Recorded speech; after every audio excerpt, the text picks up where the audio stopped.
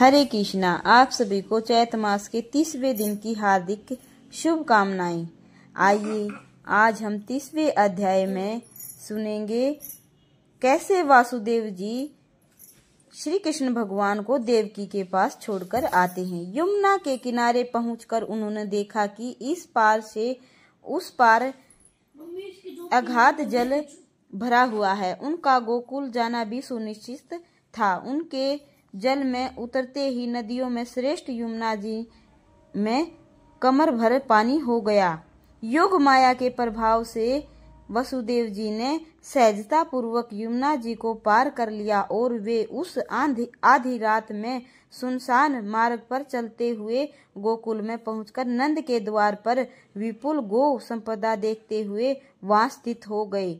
उसी समय योग माया के अंश से जायमान दिव्य रूपमयी त्रिगुणात्मिका भगवती ने यशोदा के गर्भ से अवतार लिया तथा तदंतर रूप धारण करके स्वयं भगवती ने उत्पन्न उस अलौकिक बालिका को अपने कर कमल में ग्रहण करके वहां जाकर वासुदेव जी को दे दिया। वसुदेव जी भी अपने पुत्र को देवी रूपा कर कमल में रखकर योग माया स्वरूपा उस बालिका को लेकर प्रसन्नतापूर्वक वहां से तत्काल चल पड़े।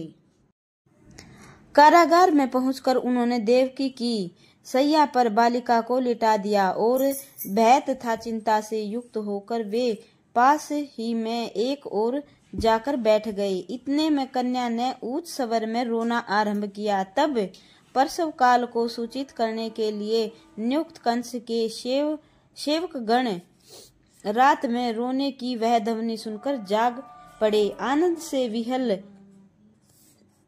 वे सेवक तत्काल उसी समय जाकर राजा से बोले, हे महामते, देवकी का पुत्र उत्पन्न हो गया है, आप शीघ्र चलिए। उनका यह वचन सुनते ही भोजपति कंस तत्काल जा पहुंचा और वहां पर दरवाजा खुला हुआ देखकर कंस ने वसुदेव जी को बुलवाया। कंस बोला, हे महामती संपन्न वसुदेव, देवकी के पुत्रों को यहाँ ले आओ। देवकी का 8वां गर्भ मेरी मृत्यु है, अतः मैं उस विष्णु रूप अपने शत्रु का वध करूंगा। व्यास जी बोले, कंस का वचन सुनकर भय से नैनों वाले वसुदेव जी ने शीघ्र ही उस कन्या को लाकर कंस के हाथों में रोते हुए रख दिया। उस बालिका को देखकर राजा कंस बड़ा विस्मित हुआ। आकाशवाणी तथा नारद जी का वचन दोनों ही मिथ्या सिद्ध हुए और यहाँ संकट की स्थिति में पड़ा हुआ यह वासुदेव भी झूठी बात भला कैसे बना सकता है। मेरे सभी रक्षक भी सावधान थे, इसमें कोई संदेह नहीं था। तब यह बालिका कहाँ से आ गई और वह बालक कहाँ चला गया। काल की बड़ी विषम गति होती है, अतः इसके संबंध में अब किसी प्रकार का संदेह नहीं करना चाहिए। ऐसा सोचकर उस दुष्ट निर्मम तथा कलंकी कंस ने बालिका को दोनों पैर पकड़कर पत्थर पर पटका, किंतु वह कन्या कंस के हाथ से छूटकर आकाश में चली गई। वहां दिव्य रूप धारण करके उस कन्या ने मधुर स्वर में उससे कहा, अरे पापी, मुझे मारने से तुम्हारा क्या लाभ होगा। तेरा महाबलशाली शत्रु तो जन्म ले चुका है। वे दुराध्याय परम पुरुष तुझ नराधम का वध अवश्य करेंगे। ऐसा कहकर स्वेच्छा विहारिणी तथा कल्याणकारिणी भगवती स्वरूपा वह कन्या आकाश में चली गई। यह सुनकर आश्चर्य से युक्त कंस अपने महल के लिए प्रस्थान कर गया।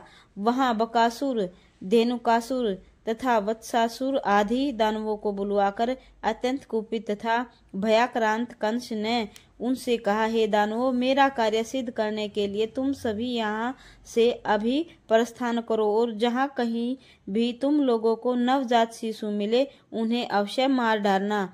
बाल घातिनी यह पुताना अभी नंदराज के गोकुल में चली जाए।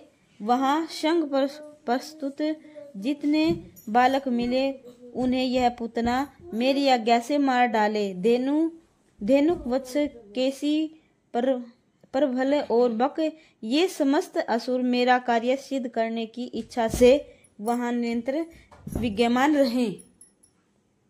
इस प्रकार सभी दैत्यों को आदेश देकर वह दुष्ट कंस अपने भवन में चला गया। अपने शत्रु रूप उस बालक के विषय में बार बार सोचकर वह अत्यंत चिंतातुर तथा खिन्न मनस्क हो गया।